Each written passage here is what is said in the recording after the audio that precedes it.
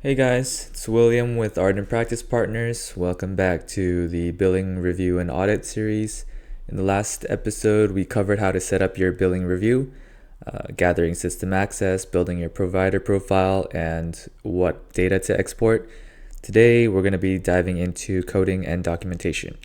So this is where a lot of denials and revenue loss actually start, because if services aren't coded correctly or if documentation doesn't support those codes, everything downstream of that will get affected.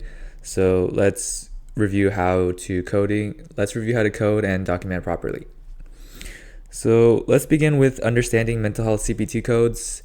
The mental health services use a specific range of CPT codes, and I just want to walk through some common ones and what to watch out for. So this is more for psychiatric diagnostic evaluation, CPT 90791. It's for initial intake with no medication management. Most insurers also only limit this to once per client per year. And then CPT 90792 is the same evaluation but with medical services. Psychiatrists and prescribers use this when they're evaluating and prescribing. Now for your therapy sessions, you got 90832 for 30-minute sessions, 90834 for 45 minutes, and 90837 for your 60 minutes. And these are time-based codes, so documentation has to support the time. A 90837 requires at least 53 minutes of psychotherapy. If your notes consistently show 50 to 55-minute sessions, but you're billing 90834, that means you're undercoding, you're losing revenue. On the flip side, if you're billing 90837, but the notes only show 30-minute sessions, that is overcoding and you could trigger audits. So for family therapy codes are 90846 when the patient is not present and 90847 when they are present. Group therapy would be 90853. You do want to make sure that only one therapy code is billed per session, and then verify that 90791 or 90792 aren't being used on the same day as a therapy code. That will usually get denied. If you do psychological testing, check that you're using the right codes and that time is properly documented. These often do require prior authorization, so you want to verify the auth was in place and the time logged supports the units billed. All right, let's move on to modifiers and telehealth indicators. This is another area where there are a lot of errors. So telehealth sessions need modifier 95 for video and audio, 93 for audio only. And then modifier 95 is the most common one in general. And some pairs may want GT, so you might have to check what each pair prefers. I have seen denials where 90834 was billed without modifier 95 and with place of service 11. The pair rejected it because they thought it was in office when it was actually virtual. The fix to that is resubmitting it with place of service 02 and modifier 95. Some government and Medicaid plans require credential modifiers. HO indicates master's level provider. You have your LPC, LMFT, LCSW. HP is doctoral level. AH is for clinical psychologists.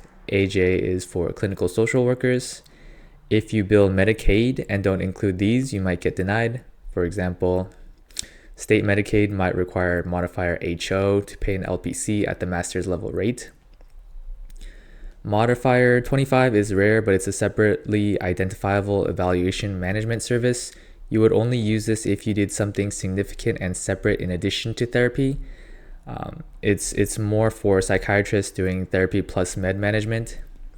Modifier 59 is for distinct services. It's also rarely needed in routine therapy, but it might come up if you are billing group and individual therapy on the same day. And then let's talk about place of service codes. So POS 11 is your standard in-person office visits. POS 02 or 10 are for telehealth. Since 2022, POS 10 specifically means telehealth from the patient's home, and POS 02 is telehealth from a facility or other site. Medicare does use POS 10 for home-based telehealth with modifier 95. Make sure you're not using POS 11 for virtual visits. That will cause denials as mentioned above. And just avoid POS 99, which is what you might put if you're confused, and that will trigger manual review from the pair. And then done with the coding, let's move on to documentation quality. If you do have a couple of charts on hand for review, you want to check a few things. First is medical necessity. Each note should show the patient's symptoms, diagnosis, and why therapy is needed. If the notes are extremely brief or copy-pasted every week without showing patient progress, that is a red flag for denials. If you ever get audited, look for an active treatment plan that matches the frequency and type of therapy. Now the second, this is specific for therapy sessions, is time documentation. Your notes should record the start and end times or total minutes, something like session from 2 to 2:50 p.m., 50 minutes. If time is not documented, you are at risk if a pair audits your time-based codes. For telehealth, the note should mention it was conducted via telehealth, that the patient consented, and any pending technical issues. Some pairs want you to document the patient's location, like patient at home in X county and your location. At minimum, make sure the note doesn't make it sound like it was in person when it wasn't. And you also want to make sure the note content matches the code. A 90791 initial evaluation should actually be an evaluation with psychosocial history, assessment, diagnosis, not just a routine therapy note. Family therapy notes should focus on like family dynamics. Group therapy notes should describe group interventions. And then the last thing you want to check is frequency limits. Most insurers only reimburse one 90791 per client per year. So if you build a second one without a clear reason, let's say the patient returned after a long gap, that will probably get denied.